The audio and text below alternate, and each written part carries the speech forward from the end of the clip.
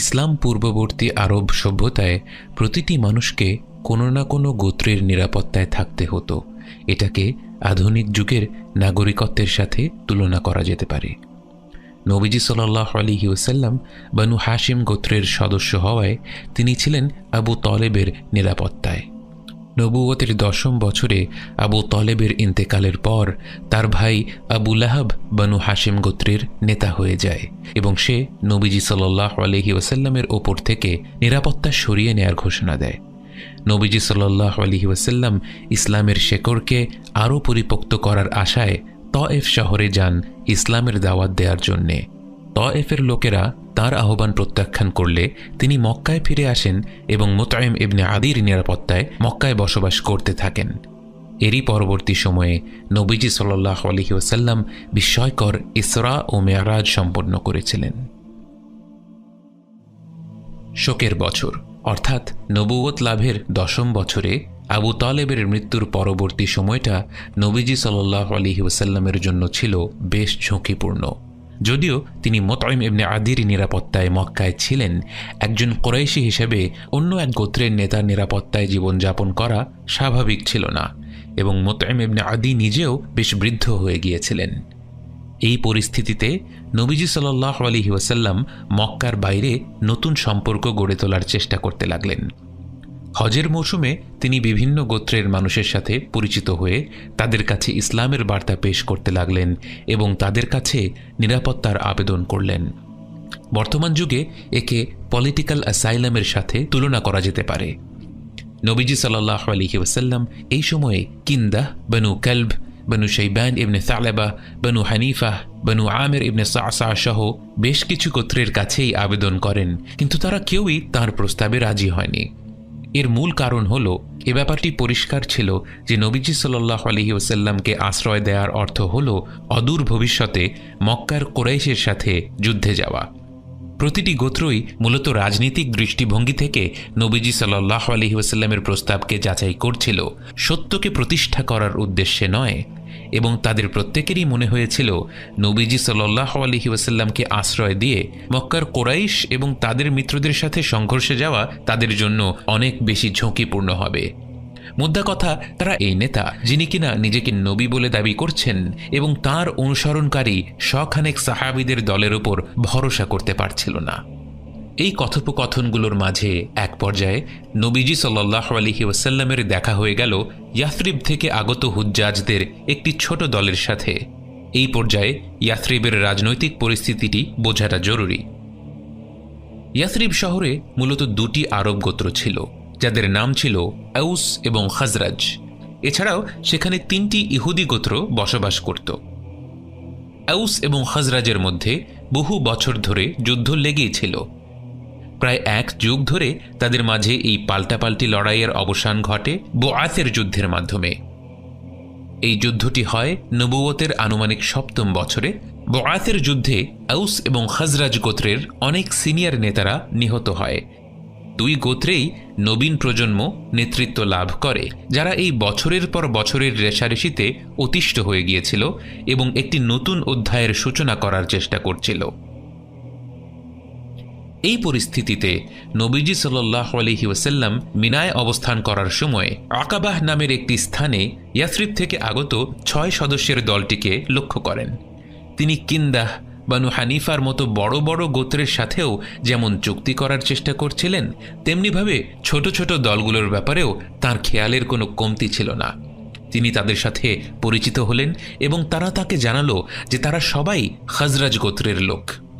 তিনি বড় বড় গোত্রের লোকদের কাছে যেমন উদ্দীপনা নিয়ে ইসলামের মৌলিক শিক্ষাগুলো তুলে ধরেছিলেন, তেমন প্রবল আগ্রহ নিয়েই খাজরাজি হুজ্জাজদের কাছেও ইসলামের দাওয়াত দিলেন এবং তার আন্তরিক দাওয়াতে মুগ্ধ হয়ে 6 জন খাজরাজি ব্যক্তি ইসলাম গ্রহণের ব্যাপারে আগ্রহী হয়ে উঠল। সেই বছর আপাত দৃষ্টিতে এর চেয়ে বেশি কোনো অগ্রগতি হয়নি, কিন্তু আল্লাহর হুকুমে এই সাক্ষাৎকারের মাধ্যমে এমন এক বীজ বপন হয়েছিল যা অদূর ভবিষ্যতে এক অরণ্যের রূপ নিয়েছিল এবং সেই অরণ্যের ছায়াতলেই গোটা বিশ্বের জন্য ইসলামের বার্তা পৌঁছানোর প্রক্রিয়া আরম্ভ হয়ে গিয়েছিল। 6 জন খাজরাজি ব্যক্তি সে বছর ইয়াথরিবে ফেরত গিয়ে সেখানকার মানুষকে ইসলাম সম্পর্কে জানাতে লাগলেন এবং এই প্রথম ইয়াথরিবের আরবদের মাঝে আউস এবং খাজরাজ গোত্রের ভেদাভেদ ধীরে ধীরে দূর হতে লাগল। প্রায় 1 যুগ রক্তারক্তি যুদ্ধের পর, বহু প্রবীণ নেতাদের হারানোর পর ইয়াথরিবের নবীন প্রজন্ম নতুন কোনো চিন্তাধারার সন্ধানে ছিল। ঠিক এই সময়টায় যখন ইসলামের মৌলিক শিক্ষাগুলো তাদের কানে পৌঁছল, তারা এ ব্যাপারে অনেকটাই গ্রহণশীল ছিল। পরবর্তী বছর অর্থাৎ নবুয়তের 11তম বছর তারা নবীজি সাল্লাল্লাহু আলাইহি ওয়াসাল্লামকে বার্তা পাঠিয়ে জানান যে ইয়াথরিব থেকে 12 জন মুসলিম ব্যক্তি সে বছর হজ করতে আসবেন। 12 জন শুনতে কম মনে হলেও তখন পর্যন্ত মক্কার বাইরে কোনো সমাজে এতজন মানুষ ইসলাম গ্রহণ করেনি। এই 12 জন মিলে নবীজি সাল্লাল্লাহু আলাইহি ওয়াসাল্লামের সাথে আকাবাতে সাক্ষাৎ করলেন। এখানেই এই 12 জন নবীজি সাল্লাল্লাহু আলাইহি ওয়াসাল্লামের হাতে হাত রেখে তাঁর প্রতি আনুগত্য ঘোষণা করেছিলেন এবং এই ঘটনাকে বলা হয় বাইআতুল আকাবাতুল উলা, অর্থাৎ আকাবার প্রথম বায়াত। একে বাইআতুন নিসা অথবা নারীদের বায়াতও বলা হয়ে থাকে, যদিও সেখানে কোনো নারী ছিল না, বরং নারীরা যখন বায়াত ঘোষণা করত তাদের দায়িত্ব ছিল ইসলামের নীতিমালা মেনে জীবনযাপন করা। তাদের কোনো সামরিক যুদ্ধে যোগ দেওয়ার প্রয়োজন ছিল না। যেহেতু বাইআতুল আকাবাতুল উলার সময়ে সেই 12 জনের উপর কোনো প্রকার রাজনীতিক বা সামরিক দায়িত্ব পড়েনি, তাই এই বায়াতকে বাইআতুন নিসাও বলা হয়ে থাকে। এই 12 জনের বায়াতের পর যখন তারা ইয়াথরিব ফিরে যায়, নবীজি সাল্লাল্লাহু আলাইহি ওয়াসাল্লাম মুসআব ইবনে উমাইর রাদিয়াল্লাহু আনহু নামের এক কুরাইশি সাহাবীকে আদেশ করেন তাদের সাথে ভ্রমণ করতে এবং ইয়াথরিবে ইসলাম প্রচার করতে। বলা হয় মুসআব রাদিয়াল্লাহু আনহু ইয়াথরিবে পৌঁছানোর কয়েক সপ্তাহের মাথায় 40 জন মানুষ ইসলাম গ্রহণ করে ফেলে এবং নবীজি সাল্লাল্লাহু আলাইহি ওয়াসাল্লাম তখন তাদের জুমার নামাজ আরম্ভ করার আদেশ পাঠান। সেই সুবাদে ইসলামের ইতিহাসের প্রথম জুমার খুতবা নবীজি সাল্লাল্লাহু আলাইহি ওয়াসাল্লাম নিজে দেননি, বরং তাঁর আদেশে মুসআব ইবনে উমাইর রাদিয়াল্লাহু আনহু দিয়েছিলেন ইয়াথরিব শহরে আসআদ ইবনে জুরারার ঘরে। অল্প কিছু দিনের মাথায় পরিস্থিতি এমন দাঁড়ায় যে ইয়াথরিবের ঘরে ঘরে মানুষ ইসলাম গ্রহণ করতে লাগল। আউস এবং খাজরাজ উভয় গোত্রের মানুষের মাঝেই ইসলাম দ্রুত ছড়িয়ে পড়তে লাগল এবং এ নিয়ে উসাইদ ইবনে হুদাইর এবং সাদ ইবনে মুআদ নামের 2 যুবক বেশ চিন্তিত হয়ে পড়লেন। সাদ ইবনে মুআদ বললেন, আমাদের শহরে এই নতুন ধর্ম এসে সব কিছু পাল্টে দিচ্ছে, আর আমার নিজের মামাতো ভাই আসাদ কিনা সেই মানুষটাকেই তার ঘরে রেখেছে যে এসব কথা আমাদের সমাজে ছড়াচ্ছে। এই অবস্থায় আমার তো আসাদের সাথে কথা বলাটা মুশকিল, বরং তুমিই না হয় যাও, গিয়ে মুসআব নামের এই লোকটিকে এই শহর থেকে বিদায় করো। উসাইদ তার বন্ধুর অনুরোধ রাখলেন এবং বেশ উত্তেজিত হয়ে একটি বর্ষা হাতে আসাদের ঘরে গিয়ে মুসআব রাদিয়াল্লাহু আনহুর মুখোমুখি হলেন এবং তাকে কঠোরভাবে বললেন, তুমি কেন আমাদের শহরে এসেছ? সমাজের নির্বোধ লোকদেরকে তোমার এই সমস্ত কথা দিয়ে বিভ্রান্ত করার জন্য, তাদেরকে ব্রেইন ওয়াশ করার জন্য? দেখো, যদি নিজের জানের মায়া থাকে, যেখান থেকে এসেছ সেখানে ফিরে যাও। মুসআব ইবনে উমাইর খুবই শান্তভাবে উত্তর দিয়ে বললেন, আপনি একবার বসে শুনেই দেখুন না আমার বক্তব্যটা কি। যদি আমার কথার সাথে আপনি একমত হন তাহলে তো খুবই ভালো, আর যদি আমার কথাগুলো আপনার ভালো না লাগে তাহলে আমি চলে যাব। মুসআব রাদিয়াল্লাহু আনহুর এই প্রস্তাবটি এতটাই যুক্তিসম্পন্ন ছিল যে রাগে টগবগ করতে থাকা উসাইদও এতে রাজি না হয়ে পারলেন না। মুসআব রাদিয়াল্লাহু আনহু তাকে ইসলামের একেবারে মৌলিক বিষয়গুলো নিয়ে বললেন এবং মাত্র অল্প কিছু কথা শুনেই উসাইদ রাদিয়াল্লাহু আনহুর অন্তর পরিবর্তন হয়ে গেল, তার রাগ নিবারণ হলো এবং তিনি সাথে সাথেই ইসলাম গ্রহণ করতে প্রস্তুত হয়ে গেলেন। এরপর তিনি মুসআব রাদিয়াল্লাহু আনহুকে বললেন, আমাকে এখানে একজন ব্যক্তি পাঠিয়েছিলেন, যদি তুমি তাকে ইসলাম গ্রহণ করাতে পারো এ শহরে তোমার বিরোধিতা করার আর কেউ থাকবে না। মুসআব বললেন, তাকে আমার কাছে পাঠিয়ে দিন। উসাইদ সাদের কাছে ফিরে গেলেন। সাদ জিজ্ঞেস করলেন, তুমি কি তার সাথে কথা বলেছ? তিনি বললেন, হ্যাঁ, কিন্তু কোনো লাভ হলো না, আমার মনে হয় তুমিই গিয়ে চেষ্টা করো। সাদ যেহেতু তখনও ইসলাম প্রচারের বিরোধী ছিলেন, উসাইদ তাকে তার ইসলাম গ্রহণ করা নিয়ে কিছু বলেননি। সাদ তার অস্ত্রশস্ত্র নিয়ে আসাদের ঘরে গেলেন। সেখানে গিয়েই তিনি তার মামাতো ভাইকে উদ্দেশ্য করে বললেন, আসাদ, তুমি আমার ভাই না হলে এই অস্ত্রগুলো আমার পাশে ঝুলে থাকতো না, অর্থাৎ তা আমার হাতেই থাকতো এবং তা দিয়ে তোমাকে আক্রমণ করতাম। তিনি আরও বললেন, একমাত্র রক্তের সম্পর্কের কারণে আমি এখনও এর চেয়ে বেশি কিছু করিনি। তুমি এই মুহূর্তে তোমার এই মেহমানকে বিদায় করো।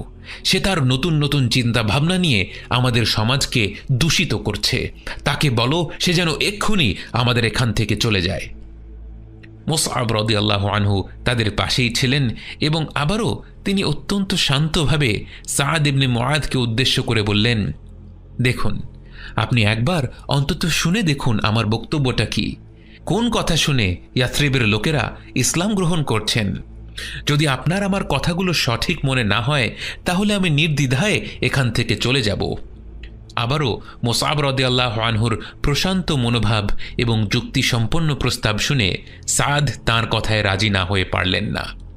অতঃপর মুসআব রাদিয়াল্লাহু আনহু এবার সরাসরি পবিত্র কোরআন তেলাওয়াত আরম্ভ করলেন।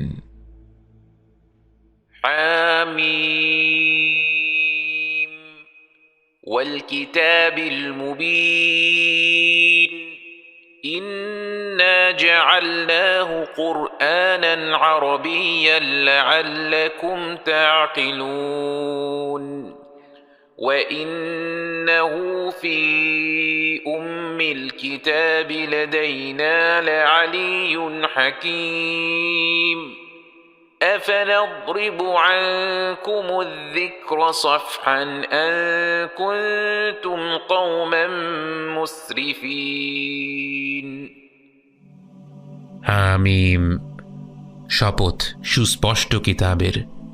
আমি একে আরবি ভাষার কোরআন বানিয়েছি যাতে তোমরা তা বুঝতে পারো। আমার কাছে তা উম্মুল কিতাবে সংরক্ষিত আছে, আর তা হল অতি উচ্চ মর্যাদা সম্পন্ন জ্ঞান বিজ্ঞানে পূর্ণ। তোমরা এক সীমালঙ্ঘনকারী জাতি, এ কারণে কি আমি তোমাদের কাছ থেকে কোরআন প্রত্যাহার করে নেব? এভাবে করে মুসআব রাদিয়াল্লাহু আনহু সূরা যুখরুফ পুরোপুরি তেলাওয়াত করলেন এবং সাদ ইবনে মুআয বিস্মিত হয়ে প্রতিটি কথা শুনতে লাগলেন। মুসআবের তেলাওয়াত শেষে কিছুক্ষণ আগেই যে ব্যক্তি অস্ত্র হাতে নিয়ে হুমকি দিচ্ছিলেন সেই সাদ ইবনে মুআয বললেন, আমি কিভাবে ইসলাম গ্রহণ করতে পারি? এবং এই সাদ ইবনে মুআয আমাদের উম্মতের এত বড় সাহাবী হয়ে উঠলেন যে তিনি যেদিন শহীদ হলেন নবীজি সাল্লাল্লাহু আলাইহি ওয়াসাল্লাম বললেন, সাদ ইবনে মুআযের মৃত্যুতে আল্লাহর আরশ কেঁপে উঠেছে।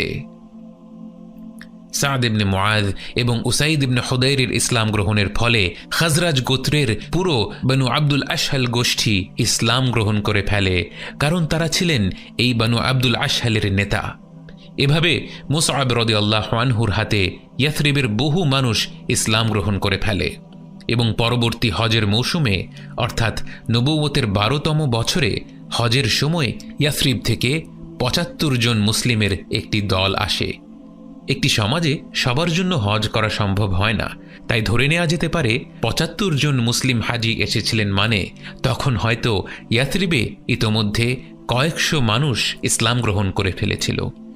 এবছর দলটি এত বড় হওয়ায় আগের বছরগুলোর মতো জনসমক্ষে দেখা করা সমীচীন ছিল না, যেহেতু কুরাইশের নেতারা এমন একটি দলের উপস্থিতি সম্পর্কে জানলে তারা তাদের আক্রমণ করত।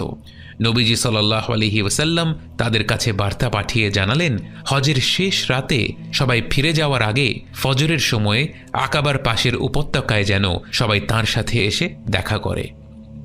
সেখানে নবীজি সাল্লাল্লাহু আলাইহি ওয়াসাল্লাম তাঁর চাচা আব্বাস রাদিয়াল্লাহু আনহু সহ ইয়াথরিবের মুসলিমদের সাথে দেখা করলেন।